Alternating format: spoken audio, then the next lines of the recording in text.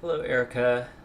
This video is going to be like a little tutorial, and so I think what I'm going to start out by doing is playing through the song, how I might go over teaching it, and just have you observe what I'm doing, and then we'll kind of break it down into the parts that you need to know and how you can kind of decode what's going on here. So I'm just going to press play, and I'll play along for maybe a couple rounds through the head, which is the main melody.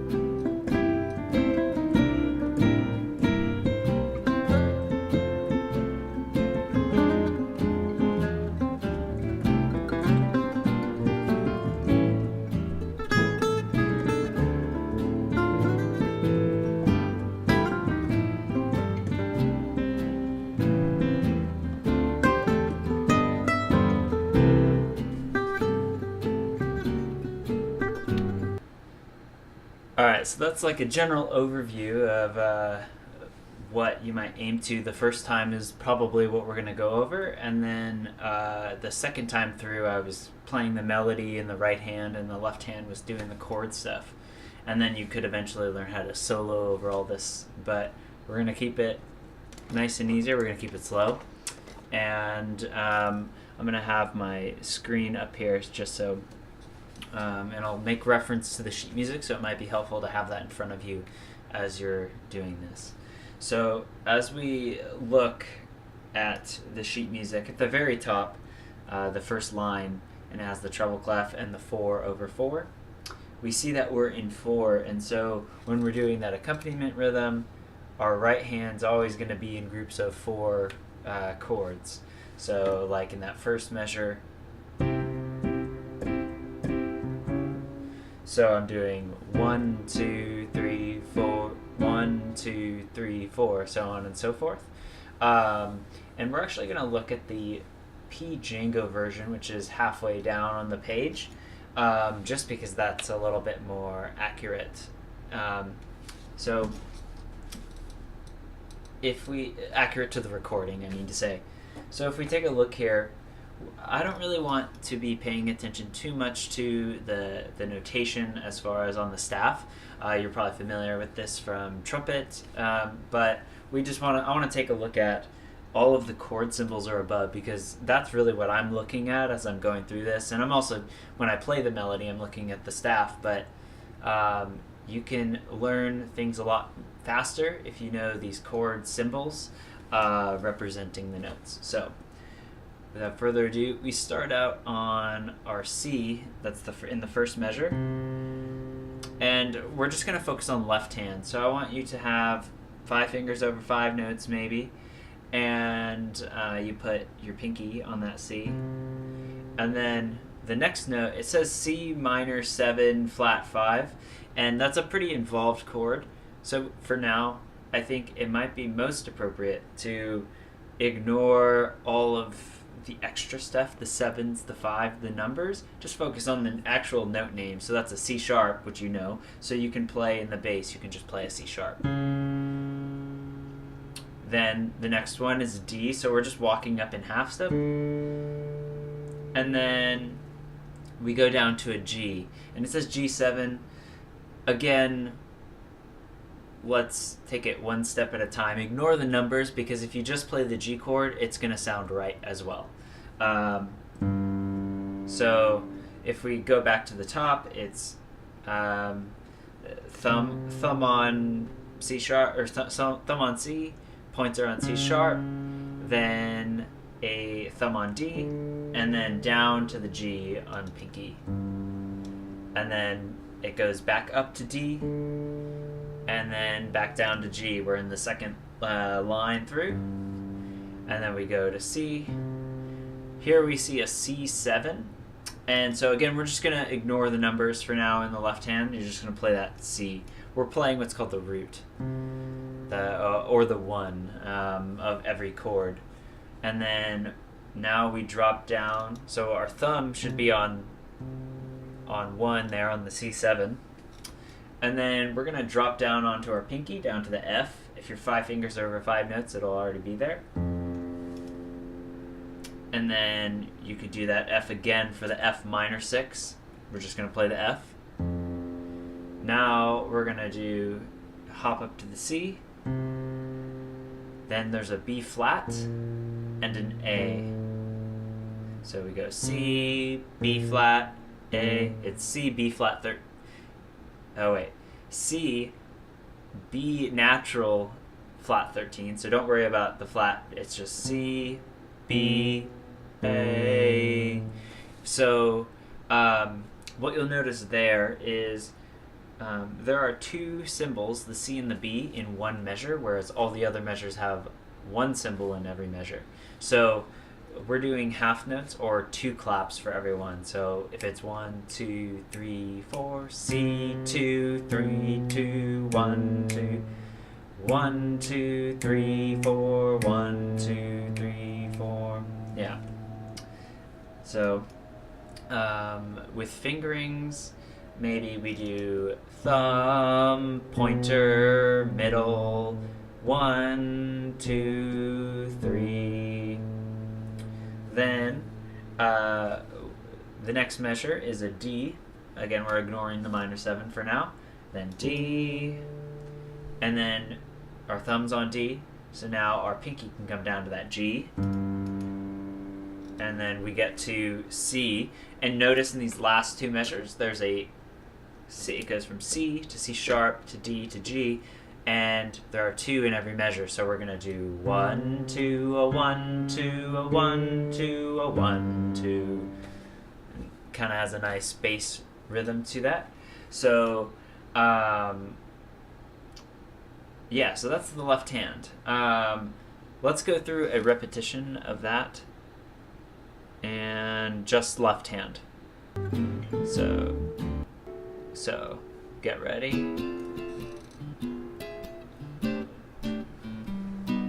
C, 3, 4, and C sharp, 2, 3, then a D, 2, 3, and down to G, 2, and then back up to D, and back down to G.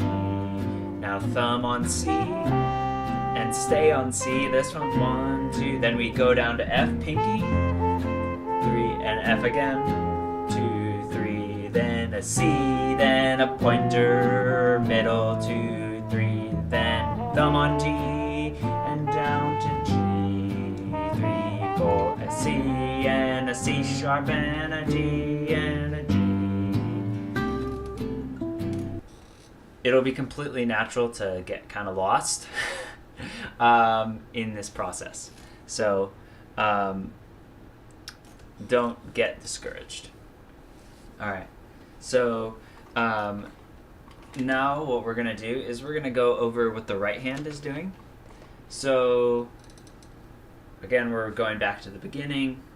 And so I don't want to go too into detail with all the numbers for this right hand, but we will address some things along the way. Note that this is mostly a white key song. There's a couple black keys thrown in there, and don't worry about it. We'll figure it out. So we start out on our C chord, which you already probably know pretty well. Or I'll play it down here, because it's normally the melody singing up here, so we want to be a little bit lower.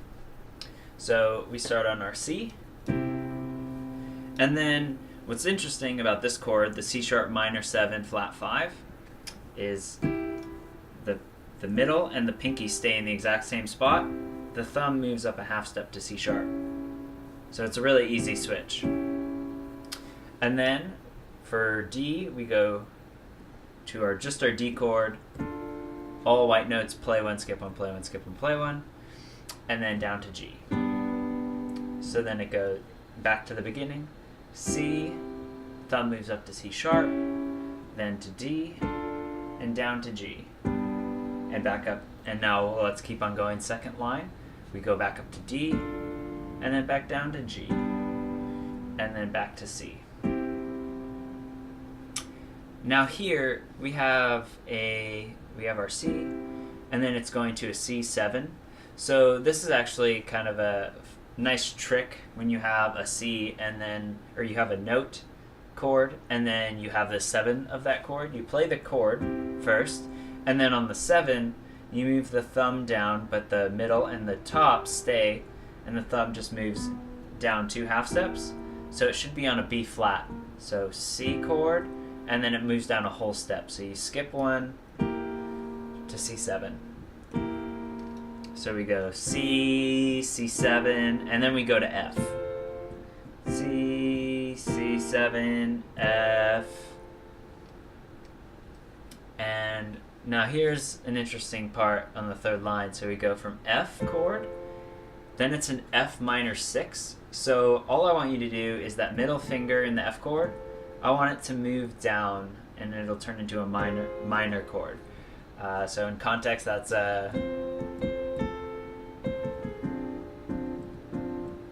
yeah. And now let's keep going. So we have first we're on our C chord, C, then we go to a B chord, and so the best way to understand this one, first move your thumb, everything's moving down a half step. So your thumb moves down a half step, then middle finger goes down a half step, then pinky moves down a half step. So it goes from all of them move down to a half step. You can kind of think of it as a curve where the B is curving up to that D sharp and F sharp. So we go C, D sharp, and then we go to an A chord. This is one of those special chords that the B and the A, they don't fall into the normal white keys. So we have this triangle shape where we have the black note in the middle and it's on A. This is our major, whereas this would be our minor. We're doing that major. Whenever it says A7 but it doesn't say minor, we assume that it's going to be a major happy sound. Moving along, we go to our fourth line, and that's a D minor, so we just go 5 fingers over 5 notes over D, and we play that, and down to G, and then we should recognize these next notes, the C, C sharp, D minor, G. So we go C, then C sharp minor, stay there, the middle and pinky stay there, thumb moves up, then D minor, 5 fingers over 5 notes, and then down to G. So then let's go over that. I'm going to play through it with you, and so you're going to count to 4 on all those, but in the third line where it says C, B, A, you'll count 1, 2, so C, 2, B, 2, A, 2, 3, 4. And in the last line, the last 2 measures, C, C sharp, D, G, it's 1, 2, C sharp, 2, D, 2, G, 2. Alright, so we'll go nice and slow here.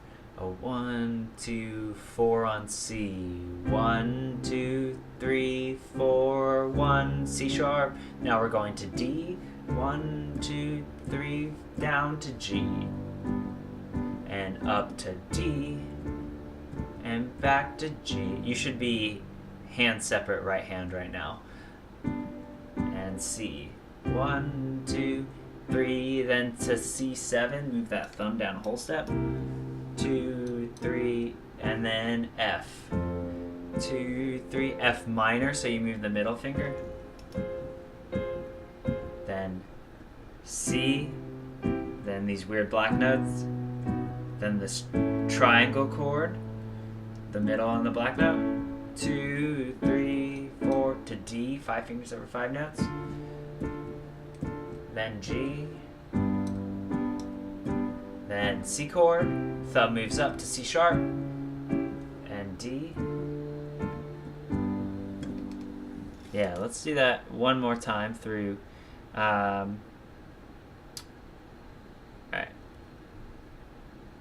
So I'm going to press play.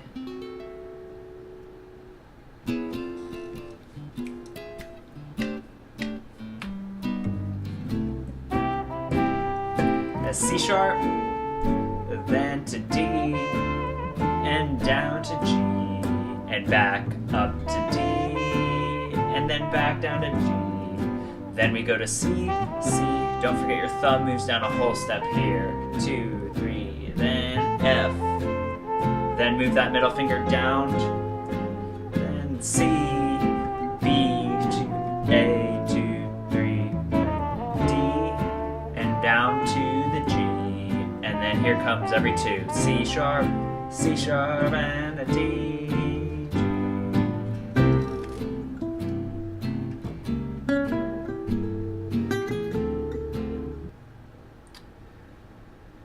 So hopefully you made it. You made it through that process. I hope that'll be enough for you to just recognize what's going on and kind of have a decent understanding of what's happening. And this unfolds over a layer of weeks to just have it be second nature, and also just looking at a lot of chord symbols and getting used to decoding them quickly. So I hope you get value out of this, and yeah, just let me know. Anyway, happy practicing.